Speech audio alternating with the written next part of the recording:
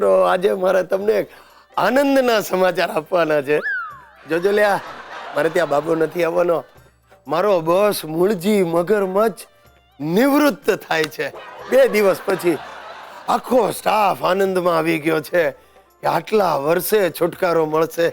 તમે નહીં માનો, મારા બોસે મૂળજીભાઈની સેવાની કદર રૂપે બહુ વિચાર્યા પછી એને સાયકલમાં હવા ભરવાનો એક પંપ ભેટ આપવાનું નક્કી કર્યું છે. કાળી ચૌદસને દિવસે જ કાળમુખો વિદાય થશે અને પછી આખું વર્ષ અમારે દિવાળી. એક મોટો વિદાય સમારંભ જેવું ગોઠવ્યું છે, જેમાં ઓફિસની બહેનો કર્કશ અવાજે પ્રાર્થના ગાશે. અને આ મૂળજીભાઈએ તો કેટલી તૈયારીઓ કરી છે. ચિત્તાની ચામડી જેવા કલરના કપડાનો એક સફારી સીવડાવ્યો છે. સમારંભમાં બિલાડા જેવા એના 2 પુત્ર રત્નો હાજર રહેશે અને સાથે હિડંબા જેવી એમની ધર્મપત્ની પણ ઉપસ્થિત રહેશે. આખા કાર્યક્રમનું સંચાલન મારે કરવાનું છે. અમારા ચેરમેન જીવનલાલ પણ હાજર રહેવાના છે. મૂળજીભાઈને રોકડ રકમની થેલી અર્પણ કરશે. હું એકલો જાણું છું એ થેલીમાં 501ના પરચુરણથી 1 પાઈ વધારે નહીં હોય, કારણ કે આ જીવનલાલ રજાના દિવસે ઘરે થીગડા મારેલું ધોતિયું જ પહેરે છે. જે હોય તે, પણ મેં મૂળજીભાઈને બિરદાવતી શાયરીઓ તૈયાર કરી છે. તમને સંભળાવું કે લીધી છે તમે ઓફિસની બહુ કાળજી, 25 વર્ષનો સંબંધ છે મારો તમારો મૂળજી. કેવી લાગી? એક બીજી પણ લગી છે કે લિફ્ટ બંધ હોય છતાં ચડતા તમે રોજ 10 માળજી.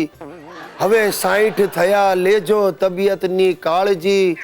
જો વાત નહીં માનો મારી તો બની જશો ભૂતકાળજી. સાહેબ, તમારે પણ કોઈ પ્રસંગ હોય ને શાયરી લખવી હોય, જરૂરથી મારો કોન્ટેક્ટ કરજો. દોસ્તો, આજકાલ કૌભાંડોની બોલબાલા છે. સાહેબ, કોઈક નવું કૌભાંડ આવે ને લોકોમાં ગરમાટો આવી જાય.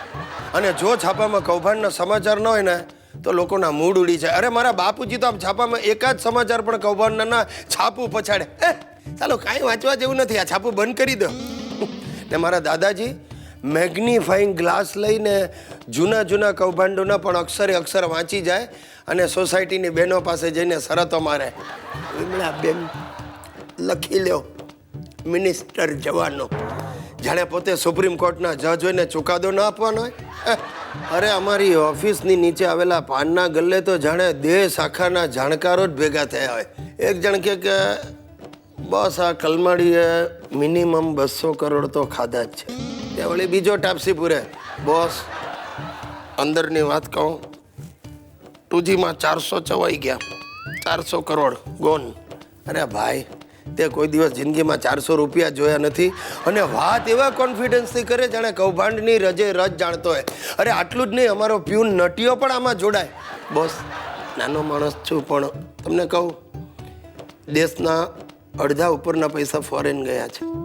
ફોરેન. હવે જો આ સરકાર એ બધા પૈસા પાછા લાવી દે ને તો સાહેબ અમારી લાઈફ સુધરી જાય કમ્પ્લીટ.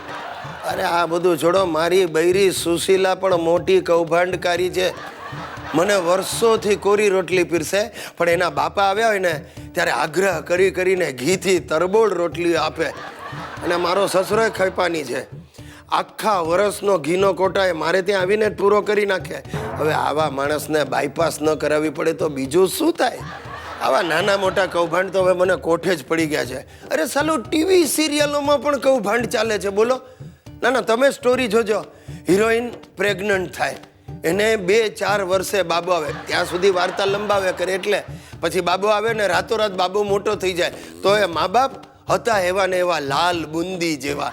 હવે આ સાલું કૌભાંડ નથી તો બીજું શું છે? હશે ભાઈ, લોકોને ગમે, લોકોને લાગે સાચું. આપણે શું કામ બોલીને બગાડવું? હવે આજના છાપામાં પબ્લિક વોટિંગ આવ્યું છે કે ટીવીની મોસ્ટ પોપ્યુલર પર્સનાલિટી એટલે હું, ગુજ્જુભાઈ ગિરીશ કુમાર. હવે તમને તો આ કૌભાંડ જ લાગશે ને.